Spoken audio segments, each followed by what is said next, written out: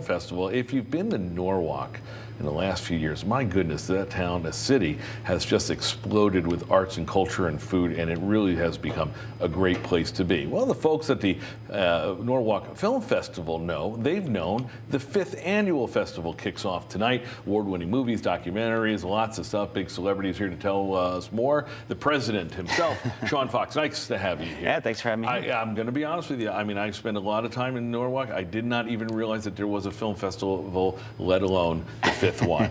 Yeah, we're coming up on our 5th year, which is absolutely amazing, and it's grown each year, exponentially. We've started with a couple dozen people in a small room, and now have grown to several hundred over the whole weekend. These are always fun because, they, generally speaking, and we'll get to the nitty-gritty of the movies in a second, but there's a lot of different movies, a lot of different genres, appealing to a lot of different people. Yeah, for sure. We have documentaries, horror films, comedies, straight, very heavy dramas, coming-of-age stories. It's like a little bit of everything, and you can find them all in each block throughout the weekend. Are most of them shorts? Yeah, we have 57 short films across the whole weekend, and then we have 2 feature documentaries. So Connecticut has become a bastion of filmmaking. Oh, yeah. Thanks, Hallmark, amongst other things, let's be honest. But 57 short films and a couple bigger ones. A lot of them filmed here? Yeah, about half of them are from Connecticut-based filmmakers, which really speaks a lot to how much the industry has grown and the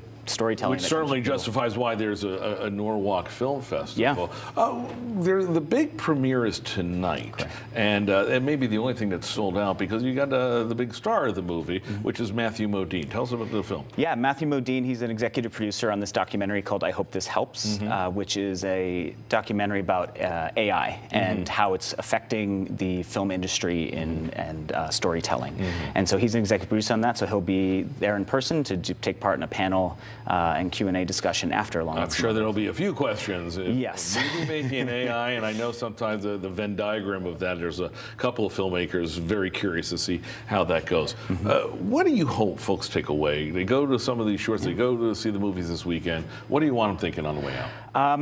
Just the variety of stories that are out there, and like independent film is the way that a lot of them get told, and we're very happy to be an outlet for that. And I mean, if you go to our website, you can find descriptions of all the films that we are showing, and so you can find something for yourself and find a story that you want to see. I'm going to put you on the spot. Aside from the one tonight, what's the one, because you've seen them all, and you've got a whole panel, a whole board that has to one, because obviously you don't just let anybody in with a high 8 camera. Now I'm dating myself. What's the one that surprised you and impressed you the most? Well, I mean, I don't want to say impressed. Yeah, That means you got to pick one. Which one's really left you like mesmerized and surprised? Well, I'll say there's a couple. We have Saturday night. We have a documentary called Ratified, which is about the fight to pass the Equal Rights Amendment, and we'll have one of the filmmakers, Patty Russo from Yale, and I was going to say because that was filmed here.